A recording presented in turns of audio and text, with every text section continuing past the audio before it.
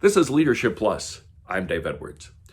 I don't know how old you are, but if you are sort of in my generation, you might remember growing up watching the Ed Sullivan Show, a variety show that was on CBS on Sunday nights throughout much of the 1960s.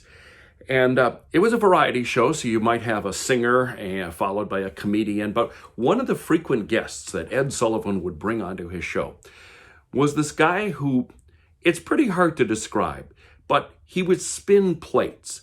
He would set up these long poles on a table, and then on the top of each one of these poles, he would put a plate, and he would spin the plate, and the plate would kind of spin. And then he'd set up another one right next to it, and he'd get that plate spinning. And then he'd set up another one next to that, and he'd get that one spinning. And he'd have like 4, 5, 6 of these all spinning at once. But the excitement was that just about the time he'd get the last one spinning, the first one would kind of stop spinning and it would kind of wobble. And the idea was he had to keep all the plates spinning at the same time. And there was a lot of tension building upon, would he be able to do all that? Managing multiple projects is really tricky if you want to keep them all spinning. You know, we only have 24 hours in every day to do it, but the projects keep coming at us. If you want to be a master of keeping all those plates spinning, you have to have a strategy. The guy with the plates certainly did. I'm not sure what it was other than moving fast. And as managers, we have to move fast. So what is your strategy? Do you at least have a list of all of the projects that you are responsible for? Does your project list include details of the project, what they mean, what you need to do, and who needs to be involved, and the deadline? I keep such a list in Evernote, but you can do it on a piece of paper if you prefer. You just need a list. So let's say I decide that we need to launch a new advertising campaign. That's the project. That's the project name. But there's so many different steps that roll into the project. First of all, I might need to talk to my business manager to find out how much money I have for a project like that. I would need to involve my creative team to begin designing an advertising campaign, which of course then I would need to approve. And then I would need to work with a media buyer to place those ads.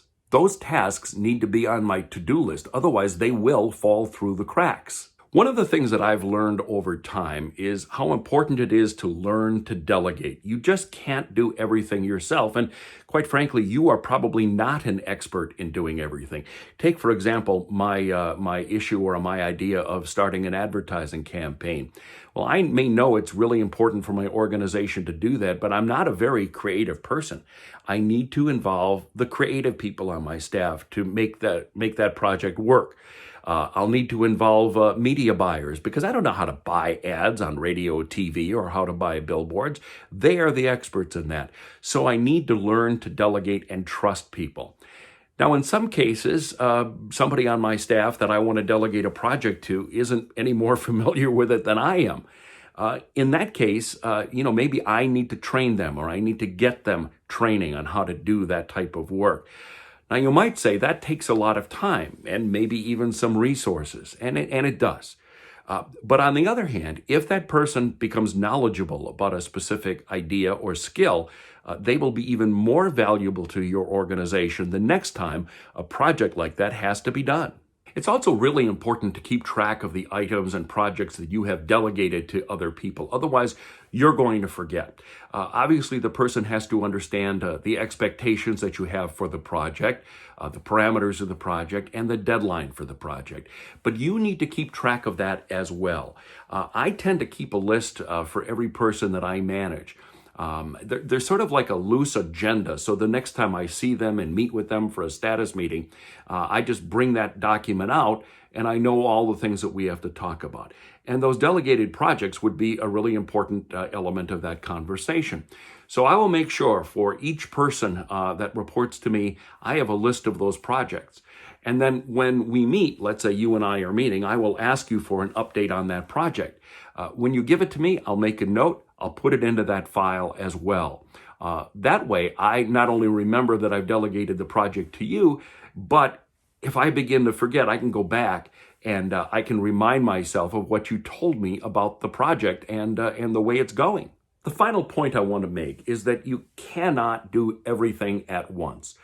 You have to make decisions as to, which plate to keep spinning and which plate needs your attention the most, or which project needs your attention the most. So you might have to decide, okay, this month I have 2 major projects. That's pretty much what I can handle. Now, smaller projects, well, I can add them to my list, but I probably cannot take on 3 big projects this month. So maybe if another big project comes up, I might have to postpone it or one of the other ones to the next month. If I am assigned a multi-layered and difficult project, I know that it might take me a solid week of working on the item. I then need to block out time on my calendar to work on it. If I have 2 major projects that I need to be done right away, I know I can't take on another. So if I'm approached with a 3rd project, I have to schedule it for the next month. So let's say it's your boss that comes to you with a 3rd really big project and says, hey Dave, you got to get this done right away. Well, you know intuitively that you're not going to get all 3 major projects done in the course of this month. There's just not enough time given all of the other responsibilities that you have. That is the time when you need to have a heart-to-heart discussion with your boss. Be respectful, but you can say something like, well, boss, I'm working on this, and now you want me to do this. That's fine. I'll devote all of my power and time to getting those things done. But if I have to choose, is there one of these projects most important to you? Because I really want to make sure that one gets done.